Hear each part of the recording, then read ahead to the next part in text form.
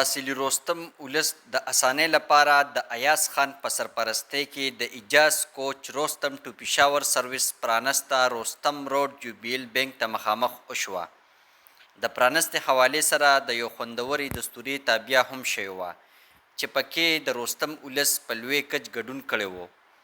دستوري ته مشر میلمو د رستم تحصیل کونسل چیرمین مولانا مبارک احمد، سماجي شخصیت پرویز خان او ایاز خان وینا وکړه. ایاز خان خپلو خبرو اترو کې وویل چې اوس به د رستم ولس مردان ته نه ځي بلکې د خپلې علاقې سودم رستم نه به د ګجرات بشخالي روډ باندې پېښور ته ځي. دې زیاته کړه چې موږ به وخت نه وخت ولس ته نور سهولتونه هم ورکوو. رستم نه د پېښور د سرویس افتتاح شوله الحمدلله، او دا د اجاز کوچ په نوم باندې دا سرویس دی چې دا به انشاءالله د هر سهار 5:30 پونې 6 بجې به یو ګاډي سټارټ علي او هر غنټه بعد به یو ګاډی ځي پېښور ته.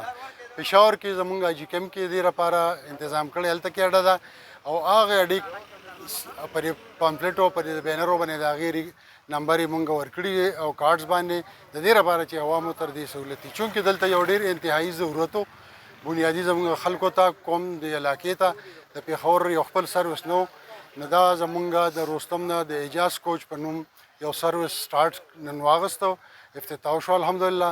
او په دې سروس کې دا سروس زمونږ د رستم نه په بخشالي وای بخشالي ځي چې په بخشالي کې زمونږ ملګري دي رضا خان او فیصل، دا زمونږ د بخشالي سټینډ ملګري دي. دا سروس په د رستم نه ډایرکټ به چرغولی کراس کوي او ځي به په بخشالي ګجرات باندې، او د ګجرات بخشالي چې دلته هلته عوامو ته به فیسیلیټي ورکړي، هلته پک ډراپ به وکړي، د هغه ځای نه به بیا په موټر وی انټرچینج بخشالي باندې خیږي او ډایرکټ به پېښور ته ځي. او انشاءالله چې په راتلونکي وخت کې به دا یو ډېر کامیاب او ډېر بهترین سهولت زموږ د عوامو لپاره وګرځي انشاءالله. او ځکه چې دا د عوامو یو بنیادي غوښتنه وه او موږ د بار دا مطالبه کېده چې یاره تاسو موږ د پېښور سټنډ چالو کړئ، لهذا نن موږ هغه ابتدا وکړه.